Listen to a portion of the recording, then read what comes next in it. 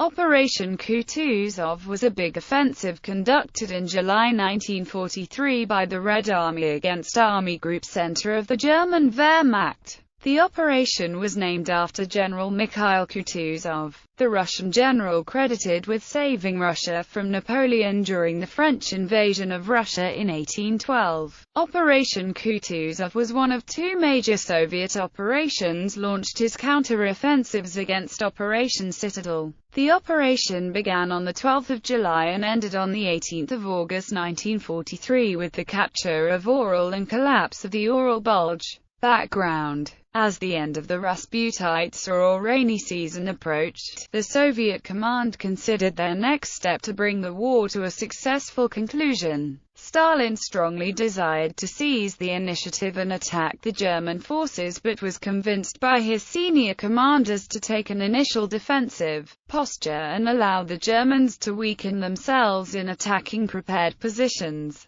After this, the Soviet forces would go over onto the offensive. Operation Kutuzov was the offensive plan for the Soviet forces before Moscow facing the German forces of Army Group Center. It was carried out by three Soviet fronts or army groups: the Western Front, the Bryansk Front and the Central Front. The offensive was directed north of the Kursk area against the German 2nd Panzer Army, with the intention of cutting behind and trapping the German 9th Army, then conducting offensive operations against the Kursk salient. The Germans had spread their forces thin all across the front in an effort to provide as much men and material as possible for Operation Citadel. Holding the front before the Soviet offensive were the 2nd Panzer Army and elements of the 9th Army. The region had been held by German forces for nearly 2 years, and despite Hitler's admonition not to build defensive works behind the front, some preparations had been made.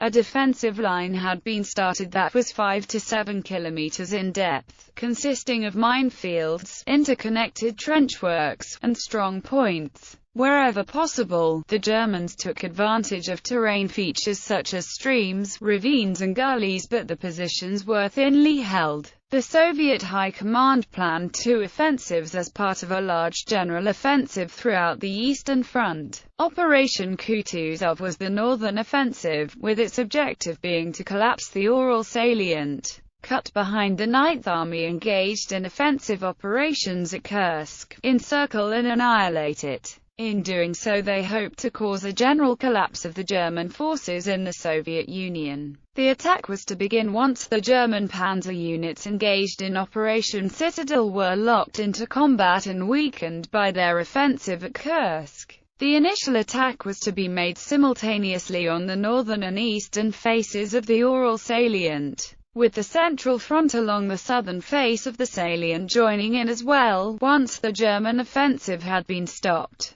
German intelligence had revealed the Soviet forces massing opposite the 2nd Panzer Army, and these had caused great concern to Kluge and Model. The Soviet armies earmarked for the operation had amassed a force of 1,286,000 men and 2,400 tanks. These were supported by 26,400 guns and 3,000 aircraft. The Soviet offensive was aided by partisan attacks behind the German lines. Approximately 100,000 Soviet partisans were working to disrupt German efforts to supply and reinforce their forces. German movements of ammunition and reinforcements were hampered throughout the operation by attacks on German communications and supply routes, especially railway lines. The partisans operated under the guidance of the Red Army. Offensive begins. On 12 July, a heavy artillery barrage marked the launching of the offensive. The armies of the Bryansk Front and the Western Front attacked along the north and northeast flanks of the 2nd Panzer Army.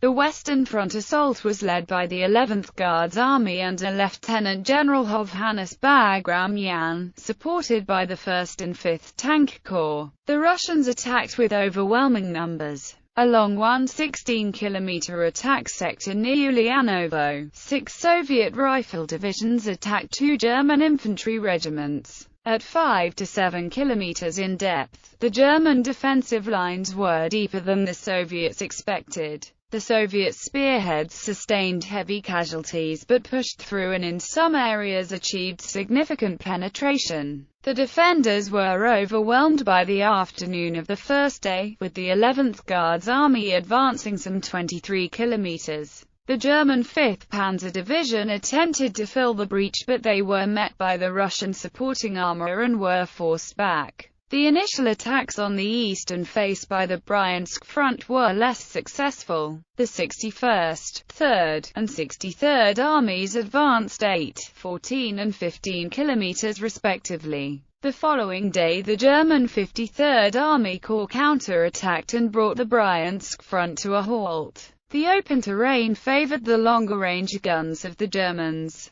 Kluge and Model had anticipated the Soviet attack and were quick to transfer units from the Kursk area to reinforce the defenders. Their timely arrival helped check the Soviet advance. Farther north, the 11th Guards Army was forcing its way through the German defenses. The Germans lacked the reserves to block these penetrations. With the danger of a breakthrough and subsequent encirclement of their forces, the situation soon became serious for the 2nd Panzer Army. Army Group Center transferred command of the 2nd Panzer Army to Model by the end of the second day, as Model was already commanding the German 9th Army making the north portion of the Kursk attack. The command transfer meant he was now in command of all German units in the Ural area. 3 days later the second phase of Operation Kutuzov was initiated, with attacks on the German 9th Army by several Soviet armies. The total Soviet troops now engaged in Operation Kutuzov numbered 1,286,049 men supported by 2,409 tanks and 26,379 guns.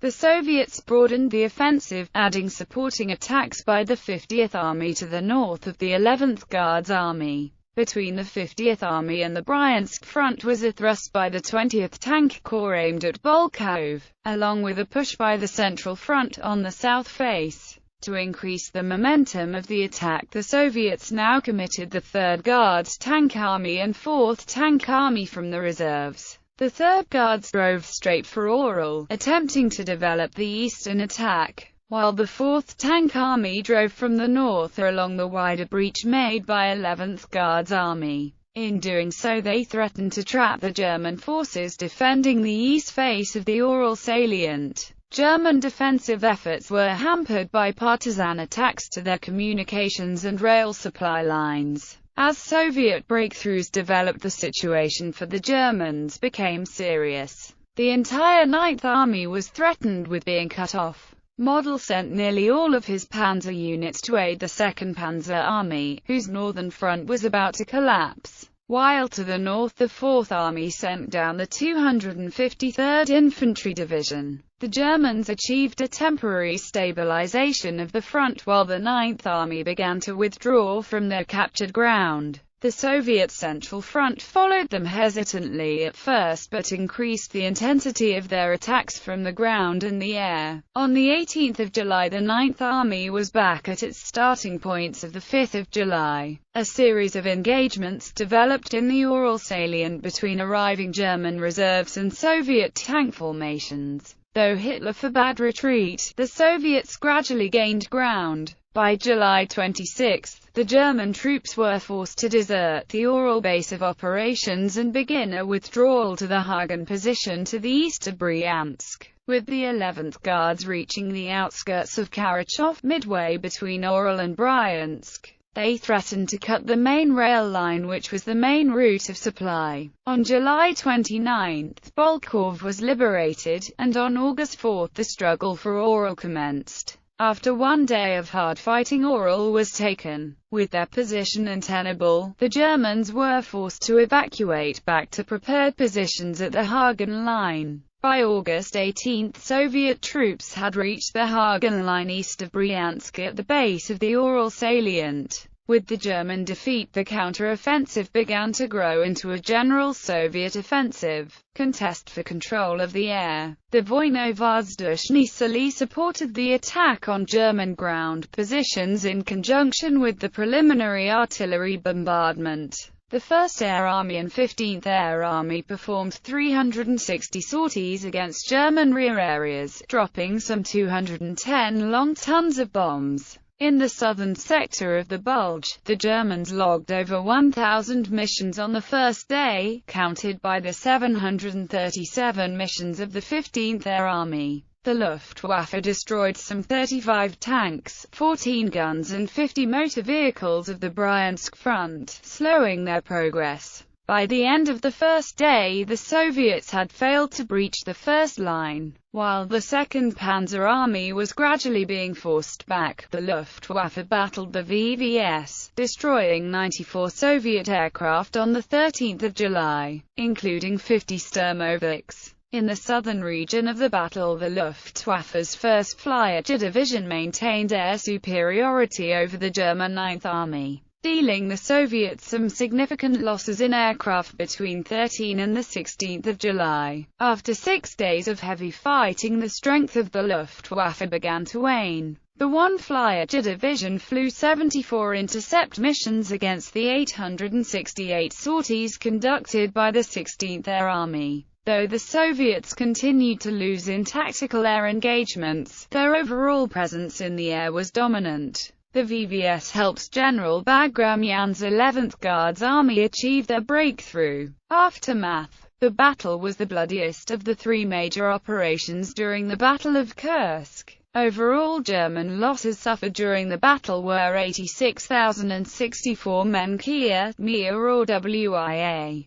Casualties for the Red Army were 112,529 men killed, with a further 317,361 wounded. Tank and assault gun losses for the Red Army were particularly high, with 2,586 vehicles destroyed or damaged during Kutuzov. German tank losses are not available for this battle, but Army Group Center is known to have lost 343 armored fighting vehicles during both Citadel and Kutuzov. Some of the Soviet commanders were displeased with the results, complaining that an even greater victory might have been won. Said Marshal Rokossovsky, "Instead of encircling the enemy, we only pushed him out of the Bulge. The operation would have been different if we had used our force for 2 heavy punches which met at Bryansk." Zhukov held a similar opinion. Operation Kutuzov was successful in diverting German reserves earmarked for Operation Citadel, and the Soviets reduced the Ural salient and inflicted substantial losses on the German army. The Soviet victory set the stage for the Battle of Smolensk several weeks later. With Operation Kutuzov, the Soviets seized the strategic initiative which they would hold through the remainder of the war.